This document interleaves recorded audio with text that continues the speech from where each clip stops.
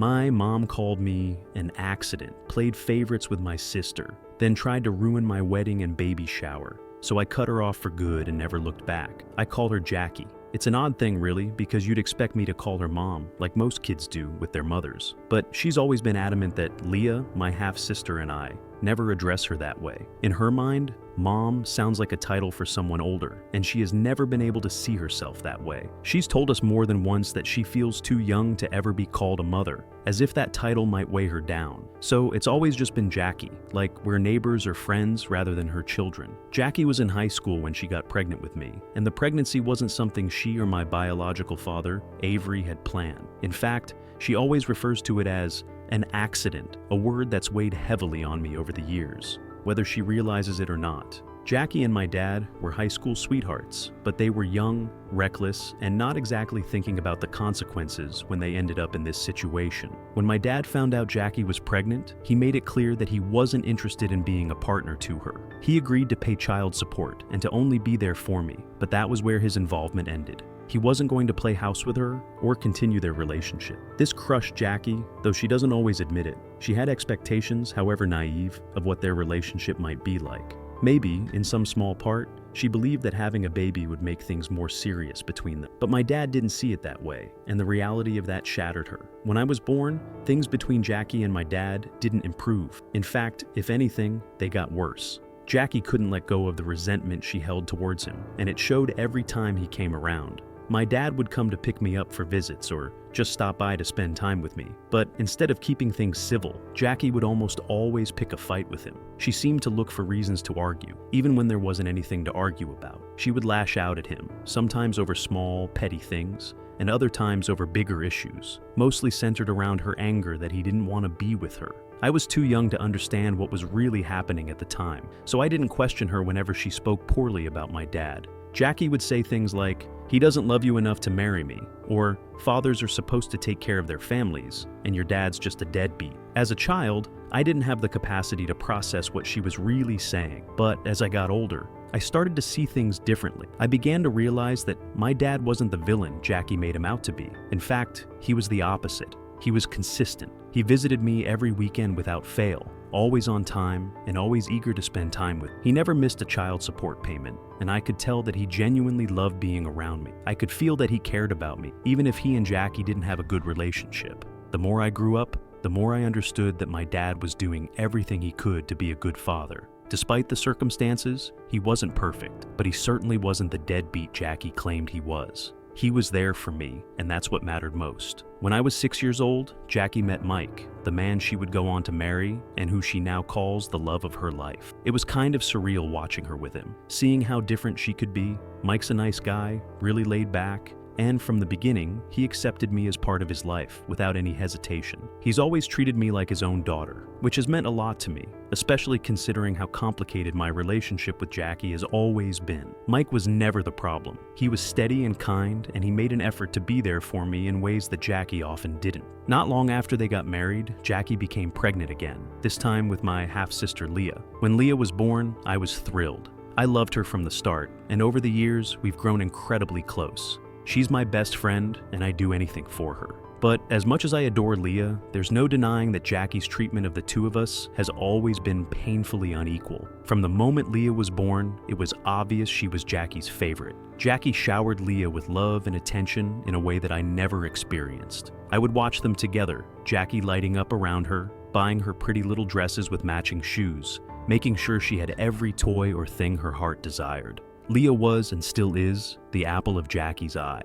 Meanwhile, I felt like an afterthought. Jackie was distant, almost cold towards me. She would hardly ever spend time with me, and when she did, there was this underlying tension, as if my very presence bothered her. Of course, it made me jealous. How could it not? I watched my sister get all the love and attention I craved from Jackie, and it hurt. It's not like I didn't try to win Jackie's affection. I did. But my requests for things, whether it was something as simple as a new dress or a toy I liked, were usually ignored or brushed off. Sometimes, instead of getting something new, she'd hand me my cousin's old things and tell me I didn't need anything new anyways, insisting that I should stop wasting unnecessary money. It's hard to put into words how much that kind of favoritism can sting. It's not just about the material things, it's the emotional distance. The way Jackie seemed to reserve all her warmth and affection for Leah, leaving me to feel like an outsider in my own family. And even though I love Leah with all my heart, I'd be lying if I said it didn't hurt to see my own mother treat her so differently, as if Leah were her only child. Every year when Leah's birthday rolled around, it became a big event, celebrated with a level of extravagance that made it clear just how much Jackie adored her. The parties were always filled with decorations, gifts, and an excited crowd of family and friends. There would be balloons, cake, and a whole lot of fuss made over Leah, and you could tell Jackie poured her heart into making those days special. It was the kind of birthday every kid dreams of. In contrast, my birthdays always felt like an afterthought. I was never allowed to invite friends over for a party, not once. Some years, the extent of my celebration was Jackie ordering a pizza, and that was it. There was no cake, no decorations, no excitement. Just a simple pizza delivery, and the day would pass without much attention. I remember how much it stung to see the stark difference between the way Jackie celebrated Leah's birthdays and the way mine were barely recognized. It felt like another reminder that I wasn't as important to her, that I didn't deserve the same love or effort. When I got older and started pointing out to Jackie how unfair it was, she didn't try to explain herself or make things right. Instead, she'd snap back at me with a cold response like, "Go cry about it to your dad," as if he were somehow to blame for how she treated me. She'd say things like, "This is all his fault," shifting the blame away from herself and onto him, as if her favoritism had anything to do with my dad's actions. It was her way of deflecting, refusing to acknowledge the hurt she was causing. My dad, though, always tried to make up for it in whatever way he could. He knew how much birthdays meant to me, how special they should feel. He never failed to be the first one to call me and wish me a happy birthday right at midnight. He'd buy me gifts and try to make the day feel special. Even if it wasn't the same as having a big celebration, he noticed how differently Jackie treated me and Leah, and it upset him. I remember a couple of times when he tried to talk to Jackie about it. He wasn't confrontational, he just wanted to understand why she couldn't treat us both with the same love and care. But those conversations never went well. Instead of listening, Jackie would lash out, and it would quickly turn into a screaming match. She'd tell him to keep his opinions to himself and that he had no right to comment on how differently she raised Leah because she was married to Leah's father, not him. She made it clear that in her eyes, the fact that Mike was Leah's dad gave her permission to treat Leah better.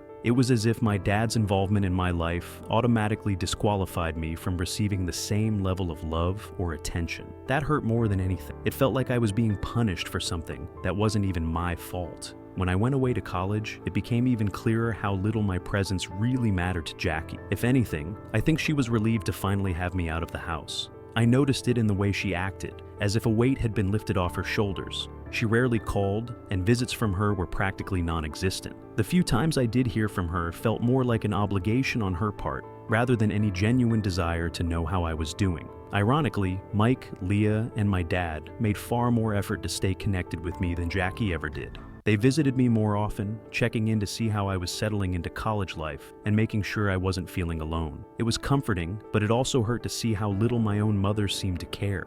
The lack of love and attention from Jackie stung deeply, but I tried not to dwell on it too much. I kept hoping that maybe in time, whatever issue she had with me and my dad would fade away, and we could eventually have some kind of normal relationship. It was during my final year of college that I met Ian, my ex-boyfriend. He and I became serious pretty quickly, and for a while, things between us were great. He was supportive and made me feel seen, which was something I didn't often experience with my own family, especially not from Jackie. When I graduated from college, it was a big moment for me. My dad, stepdad, Leah, and even Jackie came to celebrate with me. But to be honest, Mike had to convince Jackie to come. I knew she wouldn't have shown up if it hadn't been for his persistence. Still, it meant something to have them all there on such an important day.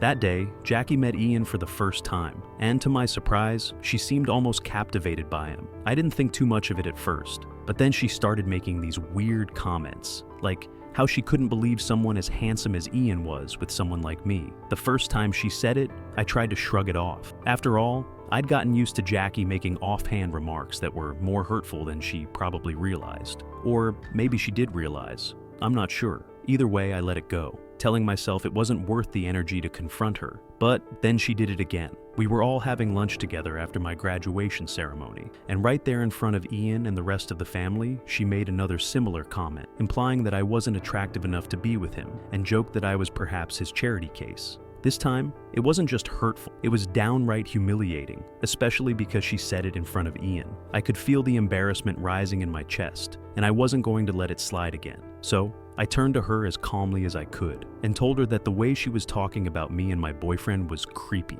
and that I was more than just my looks. I wanted her to understand how inappropriate and uncomfortable her comments were, not just for me, but for everyone at the table. Ian looked embarrassed by her comments as well. Even my dad, who usually tried to stay out of confrontations with Jackie, was clearly annoyed. He shot her a few warning glances, probably hoping she'd get the message and stop before things escalated. I could tell he didn't want to make a scene in front of Ian, but he was just as upset as I was. It wasn't just a small, thoughtless comment. It was another example of how she always seemed to find ways to put me down, even during one of the most important moments of my life. Apparently, after that graduation day, my mom and Ian became Facebook friends, which took me by surprise. Ian told me that she had sent him a friend request, and he asked if it was okay for him to accept. I didn't want to make a big deal out of it, so I said it was up to him. He accepted her request just to be polite because he knew, as well as I did, that if he didn't, she would bring it up in front of everyone else if she ever saw him next.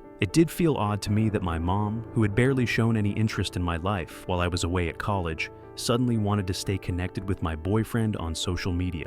Over the 3 years that Ian and I dated, my mom maintained a polite, if distant, relationship with him. She would check in on him every now and then, leaving the occasional comment on his posts or sending him brief messages on Facebook. It wasn't anything overtly suspicious, but there was always an air of familiarity between them. Jackie never gave me that kind of attention, but with Ian, she seemed more engaged. During my relationship with Ian, he pointed out to me once or twice how he felt my mom was outright jealous of me and my life. He started pointing out all the little things Jackie did around me, and the more I noticed, the more it felt like she was in some kind of competition with me. Whether it was the way she belittled me, her tendency to dismiss my accomplishments, or even her strange fixation on my relationships, I was taken aback. The idea that she could be jealous of me had never crossed my mind. I had always chalked up her behavior to general hostility or unresolved issues with my dad, but Ian was insistent. He could see it from the outside, the way she would subtly undermine me and how she seemed almost bothered by the idea of me being happy with someone or successful in my career.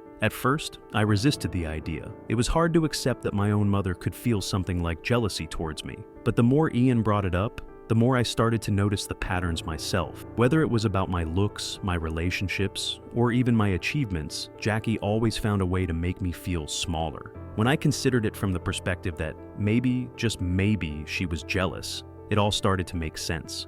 After that realization, I began to grow more cautious around Jackie. I found myself guarding my emotions more tightly, not letting her comments get under my skin as much. I wasn't sure what to do with the knowledge that my own mother might be jealous of me, but it definitely changed the way I interacted with her. I couldn't look at her behavior the same way anymore. What once felt like indifference or coldness now seemed more like a twisted sense of competition, and that thought, more than anything, made me distance myself emotionally from her even further. Ian and I broke up after 3 years of dating. Our breakup was pretty amicable. We both knew that, while we cared about each other, our lives were moving in different directions, and it was time to part ways. We promised to stay friends and keep in touch, but as is often the case, life got in the way. I got busy with my own life, and Ian did the same. Before long, we lost touch completely, and that chapter of my life quietly closed. Then, 2 years ago, I met Phil, and everything changed. He was, and still is, everything I could have ever wanted in a partner. Phil is kind, thoughtful, and makes me feel valued in ways I hadn't experienced before. With him, things felt right. We talked openly about our dreams and our future, and for the first time, I started to see a real path towards the kind of life I wanted. A life filled with love, stability, and eventually, a family. I'm truly happy with him, something I don't take for granted. This year, we found out I was pregnant. It wasn't something we had planned for right away, but it wasn't an unwelcome surprise either. Phil and I had always dreamed of starting a family, and while the timing may have been unexpected, the excitement was real. We were overjoyed and immediately began planning for this new chapter in our lives. The first thing we did was get married. It was a small, intimate ceremony with just close friends and family. Leah, of course, was my bridesmaid. Having her by my side on that day meant the world to me. Jackie, my mom, attended the wedding, but throughout the ceremony, I could sense her disapproval, though I wasn't entirely sure why. She looked frustrated, as if something about the whole event bothered her. Later, when we had a moment alone, she finally let her feelings spill out. She told me rather bluntly that she never wanted me to marry someone like Phil. In her mind, I was making some kind of mistake by being with him. Then she went on to say how she had actually hoped I would get back together with my ex-boyfriend Ian. I couldn't help but laugh when she said it. It was such an absurd suggestion, so out of touch with the reality of my life now. I thought maybe she had had a little too much to drink at the wedding and was just speaking nonsense. The idea that she was still stuck on my ex when I had moved on and found happiness with Phil was almost laughable. I tried to ignore her comments, as I had learned to do over the years.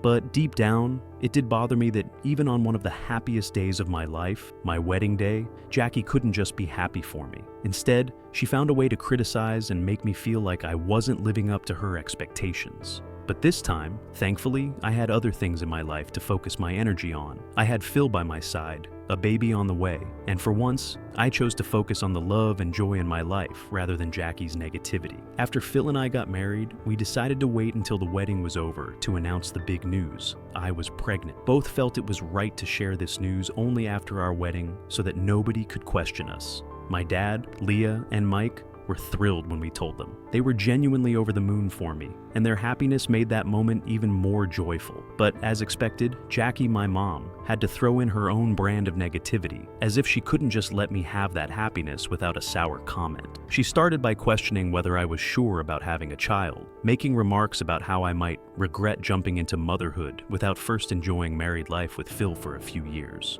Her words took me by surprise. It felt like she was projecting her own regrets or unresolved issues onto me. I couldn't believe that even in this joyous moment, she couldn't support me without making me second-guess myself. But this time, I didn't let her words slide. I was becoming a mother, and the thought of her trying to belittle or overshadow my happiness, and worse, potentially doing the same to my child, made me stand my ground in a way I never had before. I calmly reminded her that I was not her, and that I would never regret having a child with a man I love. I made it clear that no matter what the timing was, I had no doubts about becoming a mother. For so long, I had let her walk all over me, picking apart my decisions and making me feel small. But this time was different. I wasn't going to allow her to manipulate or undermine me anymore, especially when it came to my family. That's when Jackie revealed her true feelings. She said that she couldn't believe that I, the daughter she had always treated as second best, was the first to get pregnant and give the family its first grandbaby, and that she had always expected Leah to win. As if this wasn't enough, Jackie then went on to justify that she just wasn't ready to be a grandmother so soon, and accused me of trying to ruin her reputation and her social circle by having a baby so soon after getting married. Hearing her say that was like a slap in the face. Not only did she outrightly insult me, but now my pregnancy, my joy, was somehow an inconvenience to her image. It was a shocking display of selfishness, even for Jackie. She wasn't worried about me or my future as a mother. She was only concerned about how she would look to her friends. At that point, I had enough. I firmly told her that if she truly felt that way, she wouldn't have any role in my child's life. I told her that if her reputation was more important than being a supportive mother and grandmother, then she was officially banned from my child's life, and I would be going no contact with her. The conversation quickly escalated into a huge argument, with emotions running high on both sides. But I asked her to leave. Ever since then, Jackie has been sending me multiple messages, trying to guilt-trip me into apologizing for my outburst. She says she just wanted to be truthful about how she felt and has accused me of being overly sensitive due to my pregnancy hormones. She thinks that as my mother, she has every right to voice doubts about my quick marriage and pregnancy. At this point, I am seriously considering cutting Jackie out of my life after the way she has treated me. Update 1. It's been a week since my last update, so in the end, Jackie had no choice but to back down. Leah and Mike apparently called her out for being insensitive towards me and asked her to let this matter go. It seems that for the first time, Jackie has realized I was serious about cutting her out of my life and understood that I wouldn't tolerate her toxicity anymore, especially when it came to my child. She has reluctantly apologized to me, promising not to be so negative about my pregnancy or my marriage again. Update 2. Well, buckle up, because I've got an update for you, all that I could have never seen coming. 3 days ago, Leah threw me a beautiful baby shower. Everything was perfect, just as I had imagined. Jackie, of course, was present, though she seemed unusually nervous that day. I noticed that she kept glancing at the door, as if she were expecting something or someone to arrive. Then, when the doorbell rang, everything changed. Jackie practically jumped off the couch and made an announcement to the room. She had a surprise for everyone. I had no idea what to expect. I thought it might be something small, maybe a gift or a guest I wasn't expecting, but I could never have predicted what would come next. To my complete shock, it was Ian, my ex-boyfriend. He looked beyond uncomfortable, clearly out of place, as my mom dragged him into the room, parading him in front of everyone like some sort of spectacle. It was a bizarre spectacle, and I was completely confused. This was my baby shower, my special day. Yet, here was my ex standing in front of me. I couldn't understand what was happening. My mom then told me how she had talked with Ian for weeks and had convinced him to finally show up and give me a second chance. She looked at me and told me that she knew I was settling for less by being with Phil,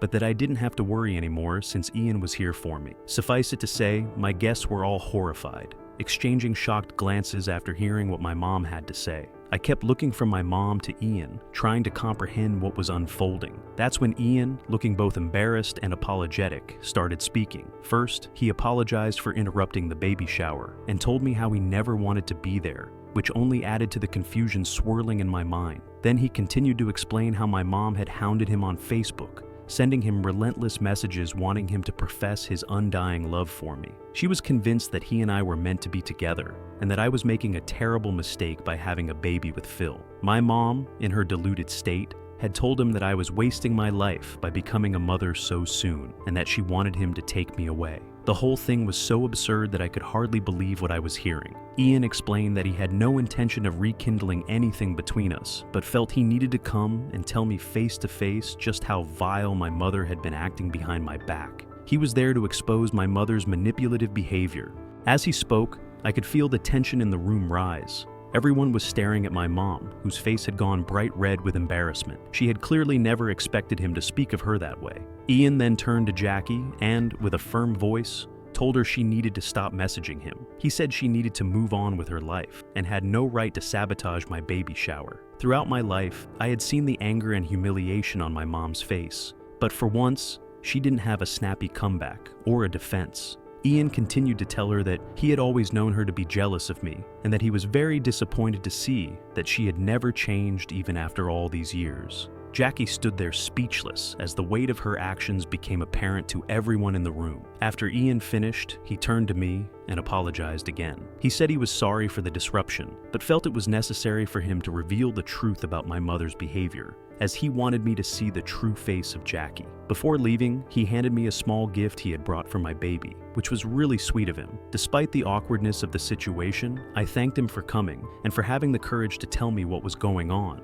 Without his honesty, I don't know if I would have ever believed that my mom could do something like this, plotting behind my back and trying to sabotage the most important moments of my life. After Ian left, the room was filled with uncomfortable silence, and all eyes were on my mom, who looked like she wished she could disappear. She was on the verge of tears, overwhelmed by humiliation. I could hardly believe what had just unfolded. My own mother had tried to undermine me in the most hurtful way imaginable. That moment solidified everything I had long suspected, that my mother wasn't just difficult or critical. She was actively working against me, driven by her own insecurities and jealousy. Since then, both Leah and I have had no contact with Jackie. The rest of the family, who were also present during my baby shower, spread the word around, and no one wants anything to do with my mom now. My dad has threatened Jackie to stay as far away from me as possible. I am still unable to comprehend the lengths my mother can go to in trying to sabotage my life. Update 3. It's been 8 months since my last update. For everyone asking, our baby was born healthy and is doing well. Phil and I are great, and Leah, my dad, and Mike